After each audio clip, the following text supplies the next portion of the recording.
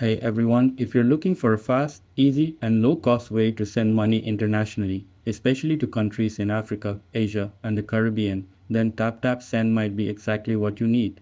It's a mobile remittance app that allows users to send money directly to mobile wallets or bank accounts, often within minutes. The setup process is simple. Download the app, verify your identity, and you're ready to send. One of TapTapSend's strongest features is its low fees, or in many cases, no fees at all, while still offering competitive exchange rates. It supports transfers to countries like Ghana, Nigeria, Bangladesh, and Haiti, and continues to expand its reach. The interface is user friendly, making it great even for people who aren't very tech savvy. Security is also a major plus, with encryption and verification processes in place to protect your transactions. However, it's worth noting that this service is app only, so if you prefer sending money through a website, this might not be for you.